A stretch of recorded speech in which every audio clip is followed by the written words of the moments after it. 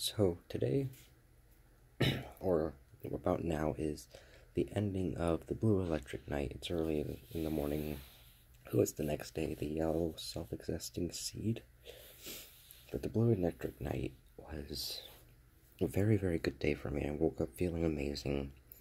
Ended up being able to visit my partner in the dream world, and everything I saw was pretty much accurate to what was happening in the real world. And what really upset me was the government decided to bombard the population with chemtrails today. I've never seen so many chemtrails. It literally was over 12 hours of non-stop bombardment, and it was really hot at night. And usually where I'm at, it gets pretty cold. So that was very upsetting. But I had initiated contact with a being I had been very closely associated with, and it was very nice to feel that presence again. But I realized something as I was trying to build my radionic grid to dispel the chemtrails. And that's the fact that I'm just a few steps away from achieving the greatest thing any soul could ever accomplish, evolutionarily speaking.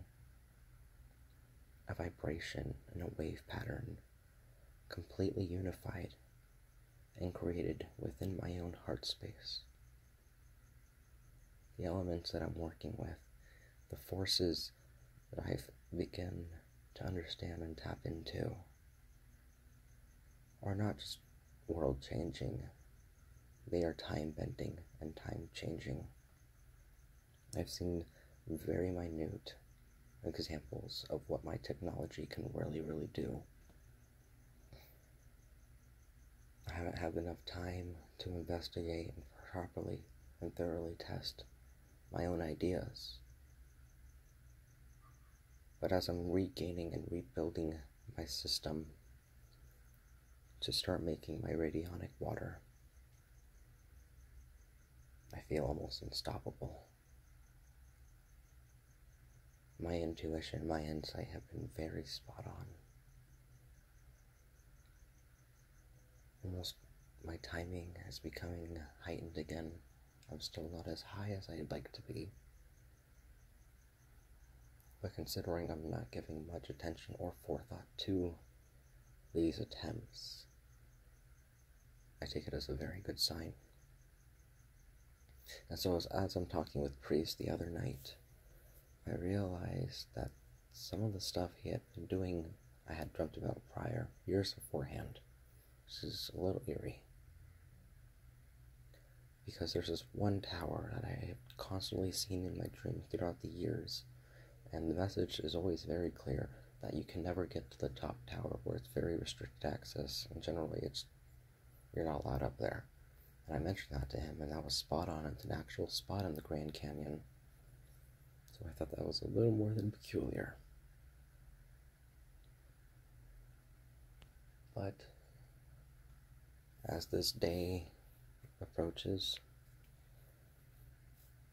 I'm feeling really good. I'm feeling better than I've felt in a very long time. Having my geckos home with me, giving my little cousin a pair of very special banded geckos from Central America felt really good. She was so happy.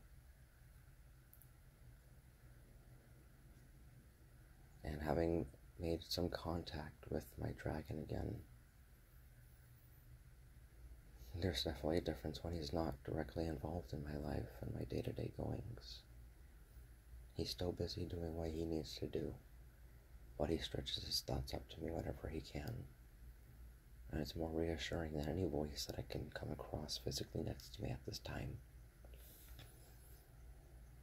But it's always early, so I'm going to cut this short today. Because honestly, there wasn't too much foresight other than what I had experienced. But I did get all my stuff moved out from Phoenix to where I'm at now. And it was a little disheartening. Because that little piece of shit apartment was the only thing that I ever was able to fully call my own and take care of by myself. And ultimately, I hated being in Phoenix, but I just wish things were on my term.